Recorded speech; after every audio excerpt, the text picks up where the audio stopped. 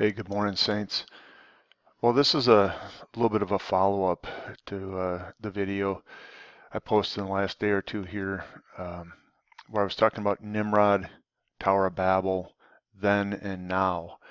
And we went through, it was kind of a long presentation I did mainly for teaching at my church, but went through from a biblical standpoint the storyline of how you get from Nimrod and the Tower of Babel to what we read about in Revelation 17, verse 5, where there's a mystery being unveiled that Babylon the Great was the mother of all the harlot false religions and paganism through time. That's an interpretation there. And now I'm going to take a look here in this video quick because there's a secular version of this very same thing. I think the harder thing to do is to go through the Bible and draw that out. The secular version is actually really straightforward and pretty clear. And so I just thought this might be a neat add-on to the last video and give you some external, if you want to say, support to the premise that we used in the video yesterday. And so I encourage you, if you haven't seen the video from yesterday, it's a little bit longer teaching, but you see a whole bunch of threads, hopefully, that I brought out about how this happened over time. And it's really the story of, if you want to say, Satan's seed that we find in early Genesis there, and the plan, that he's trying to bring forward. It's all under God's sovereignty, right? And so this isn't that spooky. It's just unveiling that side of the plan of history as it exists in the Bible. And when we get to Revelation 17, there's so many people that talk about this mystery Babylon. Let's put a Y in there. Mystery Babylon. And I think it's unfortunate that they put those words together, because I think it's mystery, comma, Babylon the Great was the mother of the harlots. And so that's what I want to do today from a secular standpoint. If you stay with me, I think this will be interesting. Well, because we know God's word is truth. Even the secular story, I'm going to start with scripture. So in Revelation 2:12, we get, and to the angel of the church of Pergamos write, these things saith he that hath the sharp sword with two edges. I know thy works, and where thou dwellest, even where Satan's seat is, and thou holdest fast my name, and hast not denied my faith, even in the days wherein Antipas was my faithful martyr, who was slain among you, where Satan dwelleth. And so Scripture has given us a real clear indication that Satan's seat at the time of this writing was in Pergamos. Okay, and that becomes sort of a central thing here that we're going to anchor off of as we go through.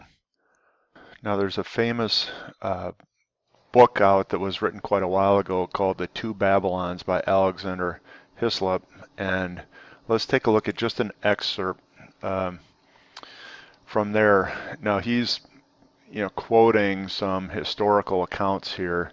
So Barker and Ainsworth Lares and Penates of Sicilia, Barker says the defeated Chaldeans, that's the Babylon area, fled to Asia Minor and fixed their central college at Pergamos. Okay, that's just what we saw in the Bible.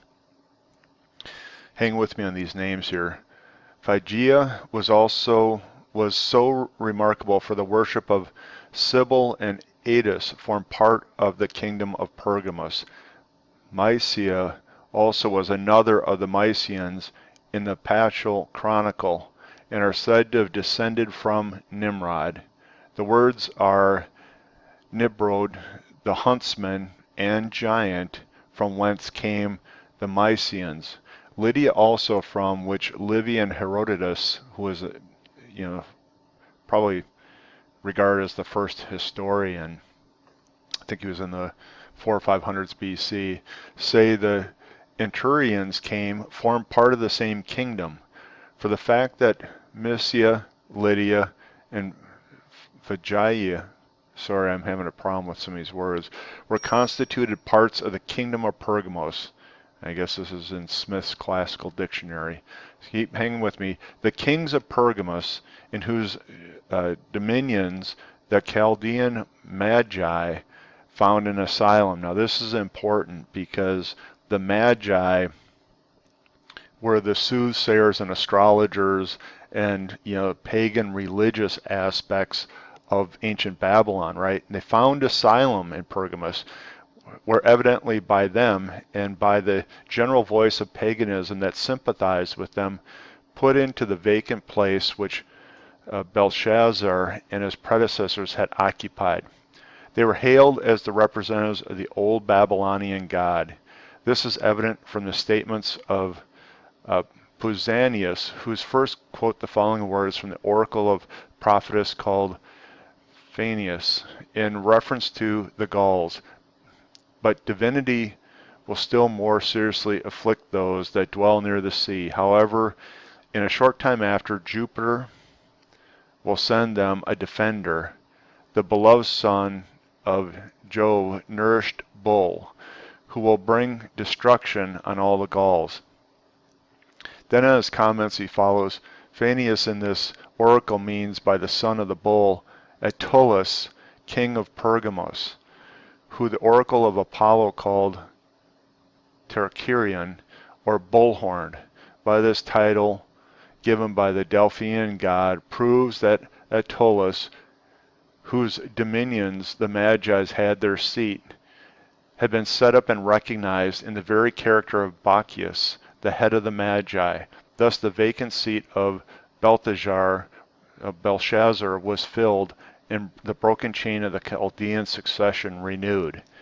Okay, so deep, thick, but what he is doing there is he's documenting the history from the last Babylonian king, and now Nimrod was both the king ruler as well as the high priest of Satan.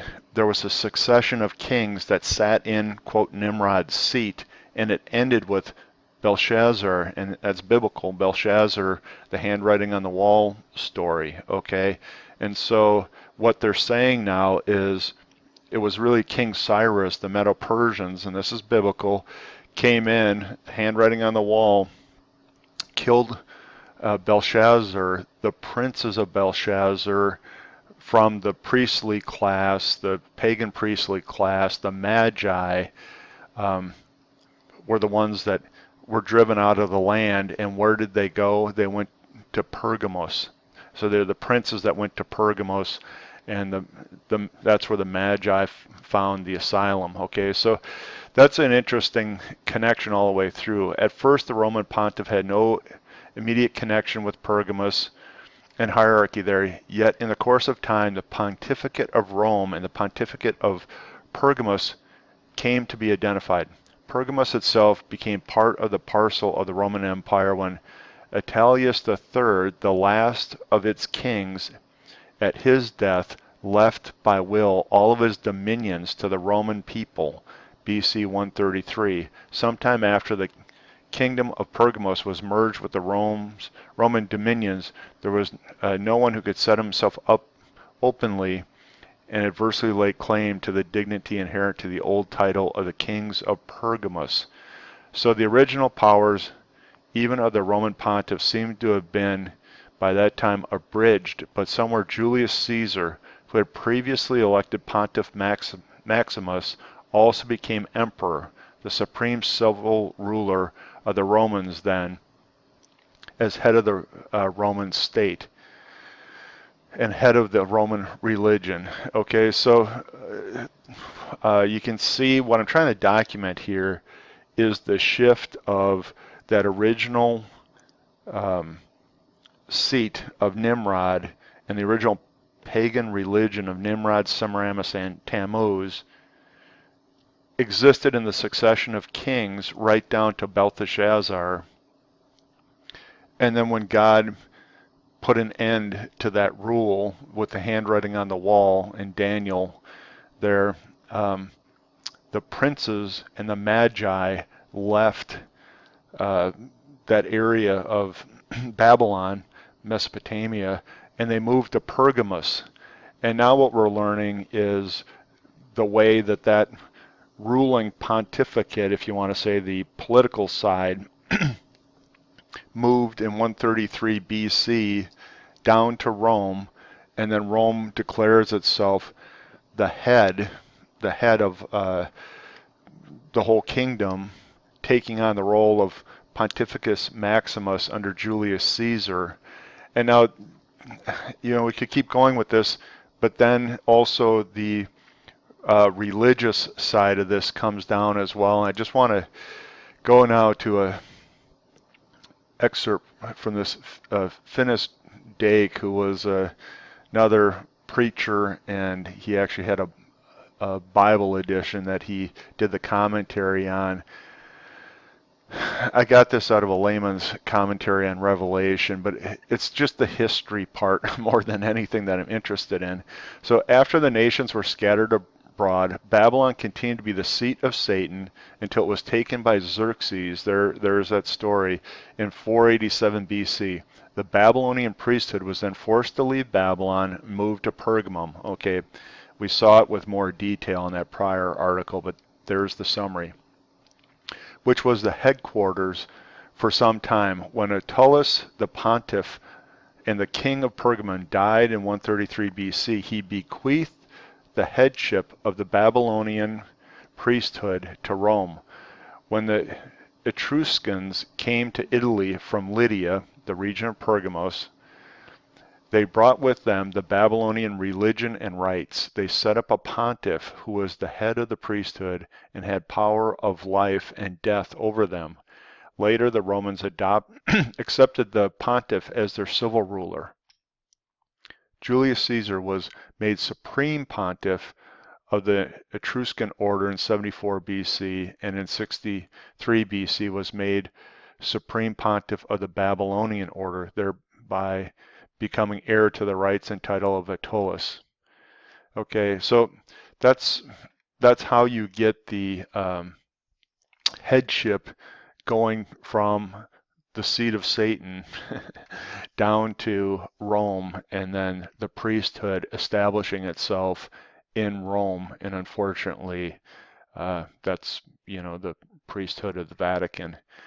So hope you followed that. It's historical on the secular side, right? Not quite as much Bible there, but something. Well, let's go back and just see here now.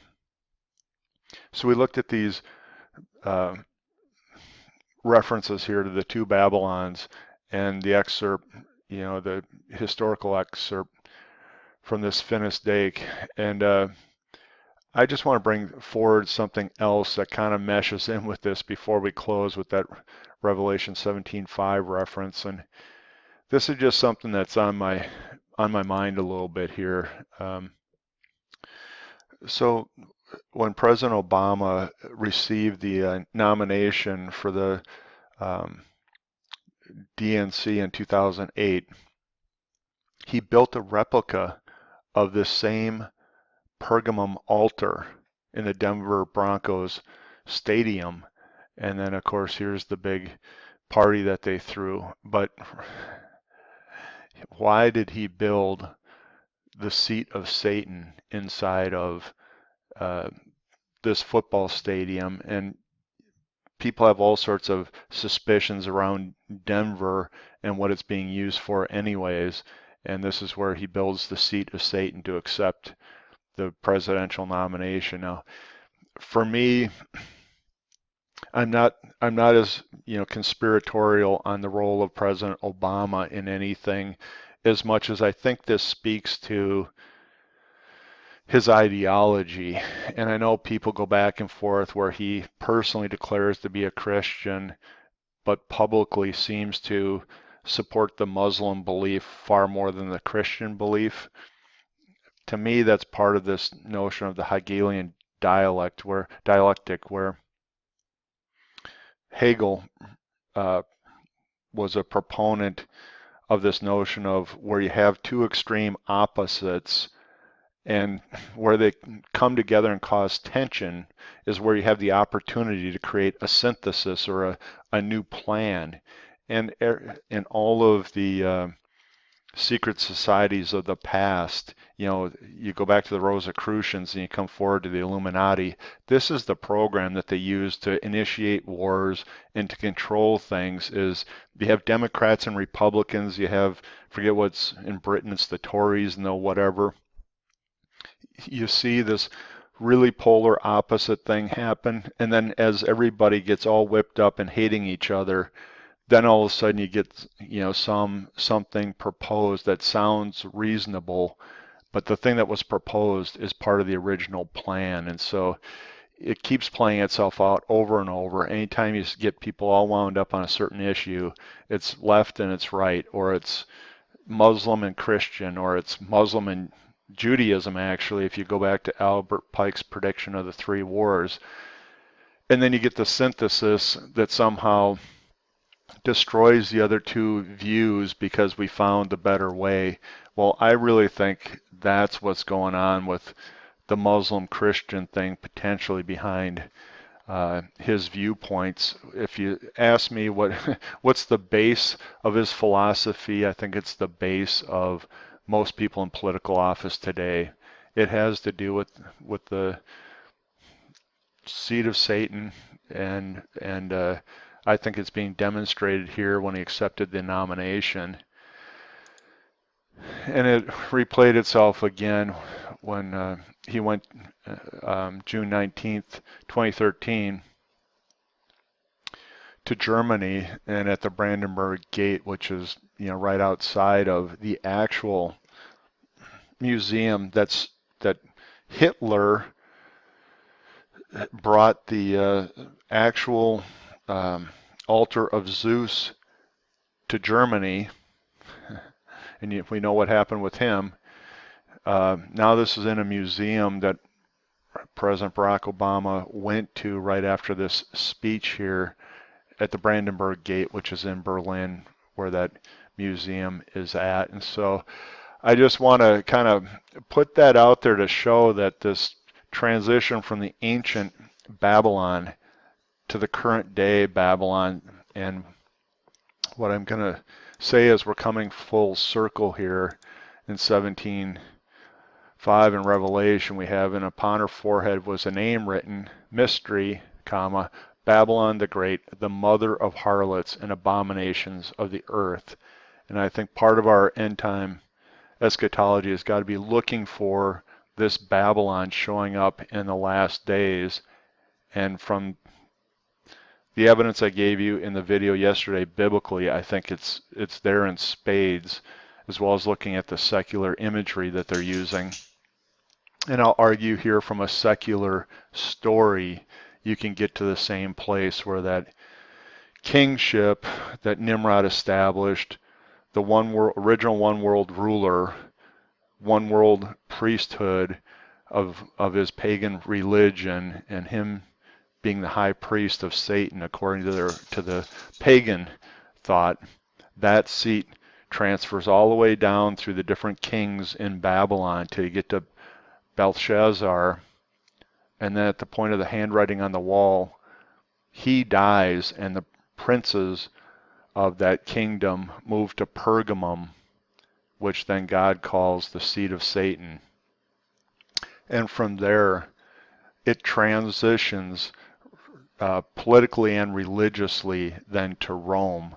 And it plays out over a couple hundred years there until that whole structure is reestablished.